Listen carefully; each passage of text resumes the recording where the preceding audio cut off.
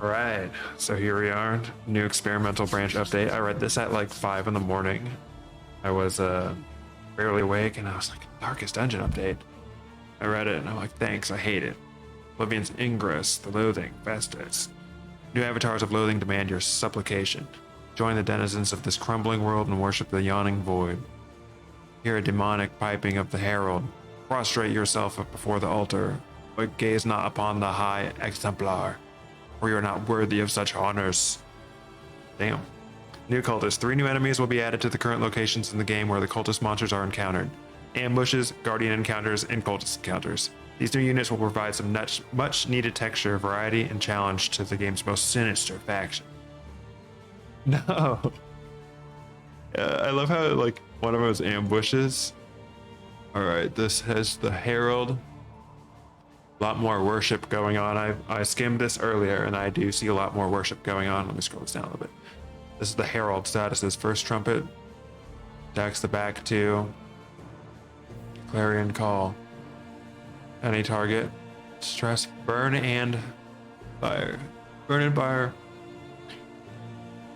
Self back. I think that's done. Harmonious end. If it gets to the back, it can do harmonious end, which is a all rank stress. Oh no, it's just an any. Okay. Worship. Target.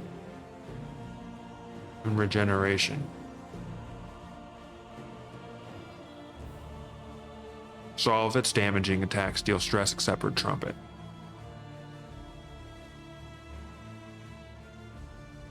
So this can't do anything but worship if I pull it out of rank. You're now the Trumpet of the End. The Herald is a back row combatant capable of high stress and token manipulation, using its infernal instrument to strike dread and pain into the player's party. The Herald also has a unique ability to absorb the negative tokens for the rest of the cultist to convert them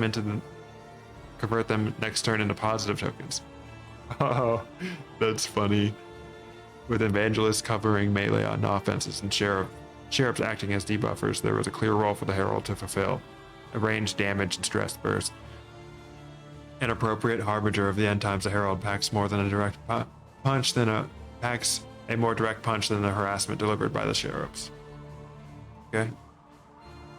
Altar of denial of status of 6 always gets the shield. That's great.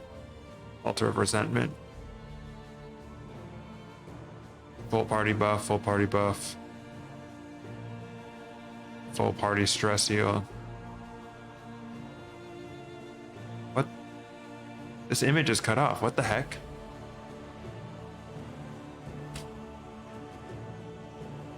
No, it's not because of my zoom. That's crazy.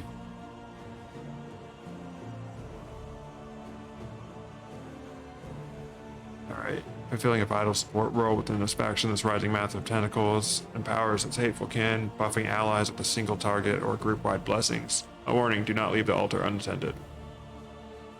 Okay, Exemplar. So this is the one that, apparently this is the one that only shows up if you're at 5 festering, which is something I've never done, like intentionally.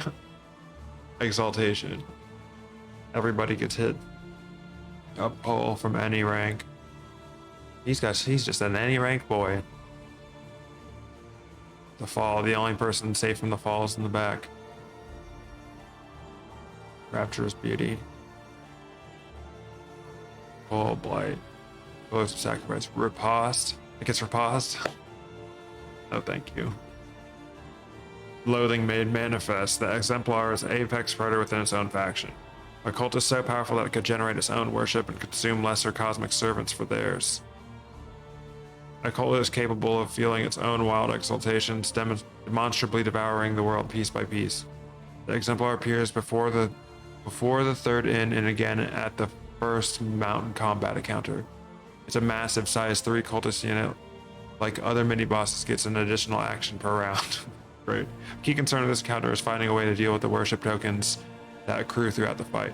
Once an ally has enough worship tokens, the Exemplar will consume it, gaining the worship healing effects riposting. Okay. Dealing with the worship tokens. Upon properly worship, The Exemplar unleashes a massive attack on 2 random heroes and summons a fresh cultist to join the fight. That's amazing.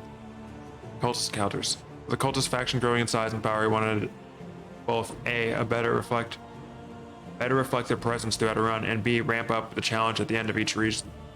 As you approach the end, you'll notice the Guardian encounters have a striking visual mechanical upgrade. Notably, the Guardian encounters are now 2 fights long instead of 3, however, you can no longer retreat. You must push through and finish the entire Guardian encounter to reach the light of the end beyond. Okay. We've also dialed up the severity of cultists ambushes by including a deacon or cardinal in those fights. And if you happen to reach full loathing, which you'll find yourself face to face with the towering Exemplar. God, can't read anymore. These changes better reflect the threat level we want the cultists to represent. Okay, so the Exemplar is, so yeah, you will see him guaranteed in the mountain encounter, but also if you get 5 festering. Free worship. All worship skills are now considered free actions. There's the crazy one. Like the cultists are just gonna get like 8-hour long turns. Previously, worship skills function as a special type of start round skill, which meant it could ignore certain token types, stun, days, and dots. In order to make managing worship situations feel more tactical, we've converted it into a free action that now occurs part of the cultist's turn in initiative order. Since they no longer automatically use it at the start of a round, you have a window to finish them off before they get the chance. However, be warned that cultists can also worship within the same round now. Okay, so they can worship for free and then they can use their turn to worship again. We're deploying this patch. Okay, blah, blah, blah. Okay, this is on the horizon. All right, that's the end of the patch notes. I'm gonna get some water. Then we're gonna start a nice fresh run.